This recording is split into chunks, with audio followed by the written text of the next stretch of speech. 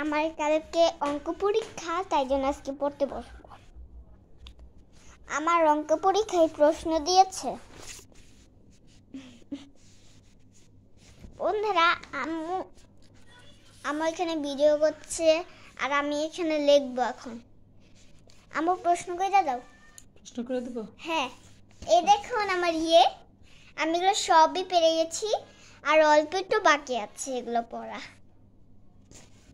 আচ্ছা, তুমি তোমার বন্ধুদের সাথে কথা বলো, আমি তোমার প্রশ্নটা করে দিই। আচ্ছা, আমি দেখাই ওটা। ঠিক আছে। হ্যাঁ বন্ধুরা, আম্মু এখন লেখা দিচ্ছে, ততক্ষণ আপনাদের সাথে ব্লগ ছাড়বো। কথা বলো। এই যে দেখুন আমার শীটগুলো তো আপনারা দেখেছেন, আপনারাও আমাদের সাথে দেখতে থাকুন শেষ পর্যন্ত। আম্মু, আমাদের পরীক্ষায় এখন কি আসবে? বানান 1 2 জোর শব্দ, বিজোড় সংখ্যা, জোড় সংখ্যা। আবার এমনি রাখছি।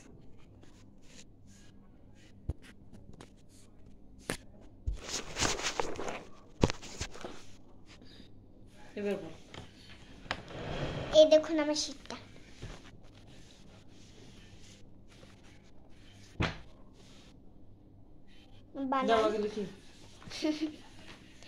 আম্মু এখন বানালে, আম্মু এখন যোগ সংখ্যাটা লিখবে। যোগ সংখ্যা লিখবে। যোগ সংখ্যা লিখছে এখন 1 নাম্বার।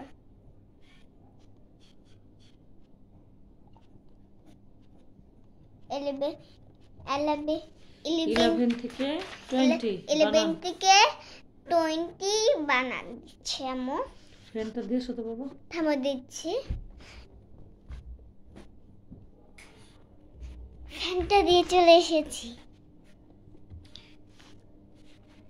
বন্ধুরা, আপনারা বলবেন আপনারা কিভাবে বাসায় পড়াশোনা করেন। আমি এইভাবে সব সময় বাসায় পড়াশোনা করি। কালকে আমার এই অঙ্ক পরীক্ষা গিয়েছিল, আবারও কালকে অঙ্ক পরীক্ষা আছে। তারপরে ইংরেজি বাংলা পরীক্ষা গেছে। এখন কালকে অঙ্ক পরীক্ষা, ওই ইংরেজি পরীক্ষা গেলেই আমার ড্রয়িং পরীক্ষা শুরু আসবে। তারপরে ড্রয়িং শেষ হলে কি আম্মু, আমার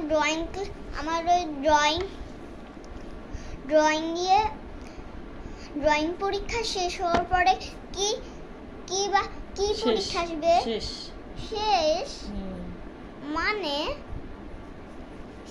মানে কি? এগুলো শেষ মানে শেষ, ড্রয়িং পরীক্ষা মানে শেষ। তাহলে তো আমার পরীক্ষা শেষ হয়ে যাবে।